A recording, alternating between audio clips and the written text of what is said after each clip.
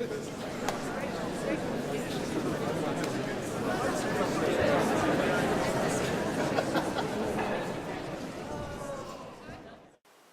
know, there's those like ideas, those archetypal ideas that like you have to be strong and you have to be like quiet and um, you always have to defend yourself, but not be like too obtrusive in other people's lives and things like that. I think we're struggling a lot to try and identify what being masculine is and what what qualifies as masculine, and I think that more than femininity necessarily, um, masculinity gets called into question by people who are claiming it. And so I think that causes a problem in the expression of masculinity because people are trying to, you know, trying to avoid that kind of confrontation and the social sort of anxieties that come around with it. People are trying to avoid being called out for being either too masculine or too considered too feminine when really they're just expressing themselves. It's just something that intrinsically I grew up um, identifying with things that people associated with being male. Um, Being trans, I knew that I wasn't a girl. Like, even though biologically I was a girl, I didn't feel like that belonged to me. It didn't feel, in any sense, in any shape, to be me. Um, and as I was becoming more comfortable with my trans identity and starting to trying to define who I was, regardless of gender, I kind of considered, well, what does it mean that I'm trying to claim masculinity? Am I trying to claim the privileges that go along with being masculine?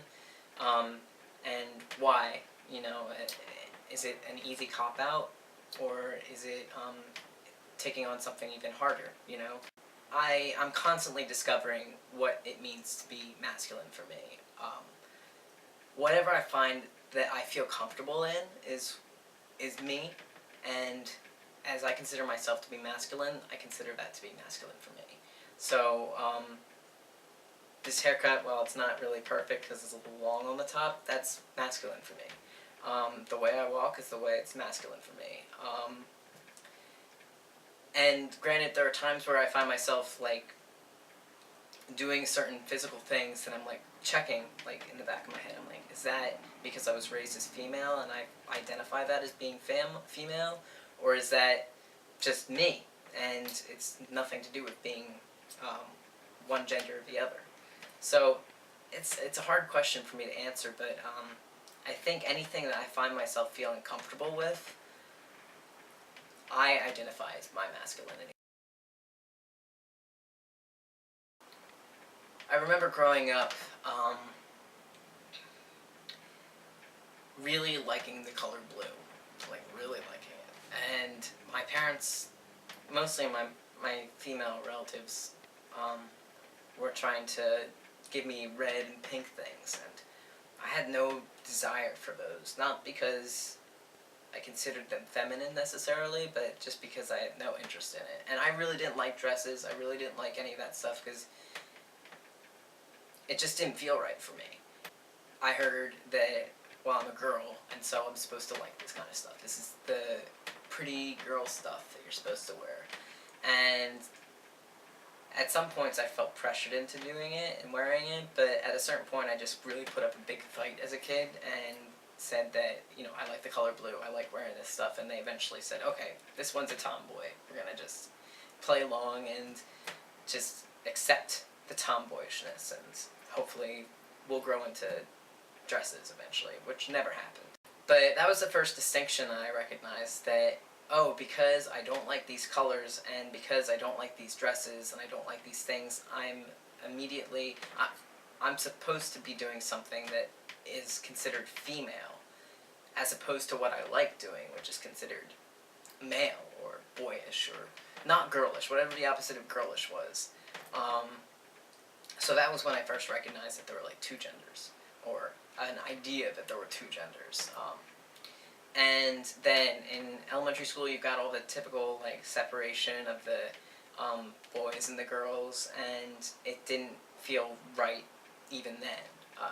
I always ended up just running over to the guy side, and playing sports, I was always considered one of the guys. So in the weird mathematical calculations that they would do, they'd like add more girls to my team because they were like, oh, you've got too many guys because Will's on the team, you know? And it was like, even then I thought it was pretty funny that, like, I was being recognized as a guy and, like, equated as such, even if not officially.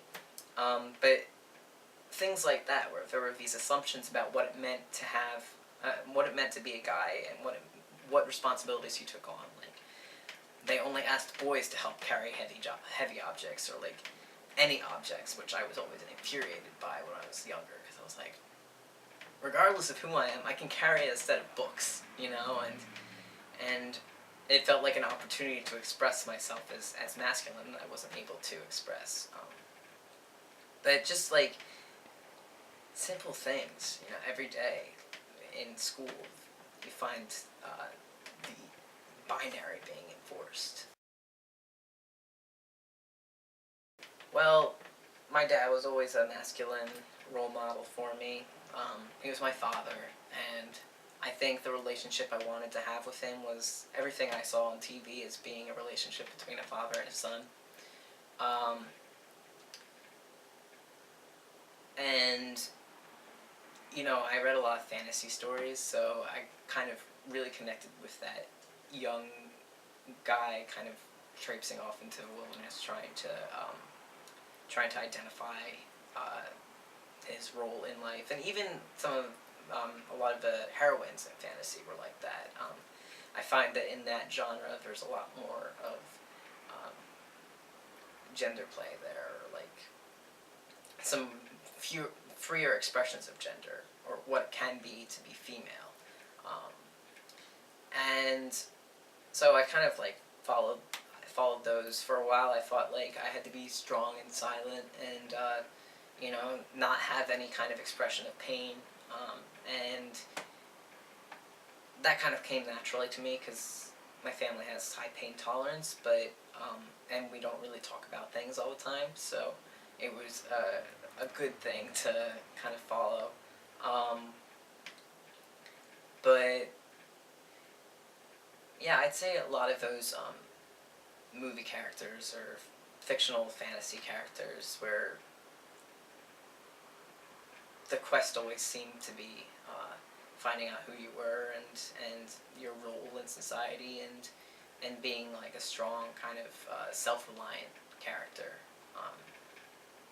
Those kind of types were my role models, and just my dad and my grandfather. I really like wearing suits. I love them. I love a lot of times people say there's not that much opportunity to be fashionable as a man, but I disagree. I think that if you embrace um, style, or your own style, then you can kind of really have a lot of fun with the opportunities that are available for men. The different clothes that are considered male. It really depends on how the people around you consider masculinity and femininity. Um, if you're around people or if you've been around people who consider themselves feminine in a certain type of way and participate in things that you may not enjoy, which happened to me, being able to kind of step away from that and be like, that's not really my thing, without necessarily stating that it's a gender sort of thing. I think that I've noticed people are more accepting of that, because for years I was kind of forced into doing things that I didn't want to do, that were considered feminine, but then after I came out, it was kind of like, oh, well, it makes sense that he wouldn't want to do that kind of stuff. I mean, those things range from all different things, like going shopping for things, like going to a nail salon, no interest.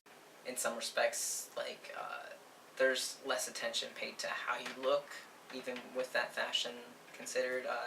So I think women have a lot more pressure put on them in in some regards, to look a certain way. I do think that men also have pressure put on them to, you know, be really be thin or be like completely essential. Like everything that is part of your body has to be like there has to be a purpose or a function behind it, and so I think that it goes both ways. But I think there's less verbal outspoken pressure about that. I think there is definitely a lot of privileges that men receive still to this day. I haven't, not to my knowledge, have I experienced all of them yet, but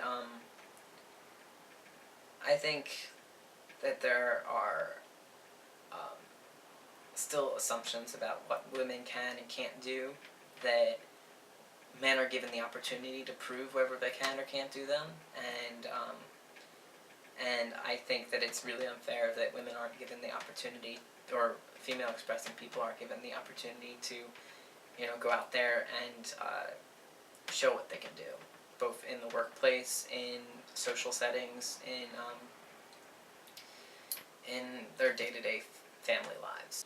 So I think those are some of the positives that men experience, but I think that the limitations include some of the pressures to be a certain kind of masculine, like that strong, that like functional. You have to fulfill certain duties and be able to do certain things. You can't be too emotional. You can't be too affectionate with people. And I think there are some watchdogs out there who are ready to like call on people or get aggressive about whether they think someone's being less masculine than they should be, or not their type of masculine. So I think there is some kind of strange pressure out there to be the same kind of masculine, or else other people who identify as masculine will feel concerned about their expression.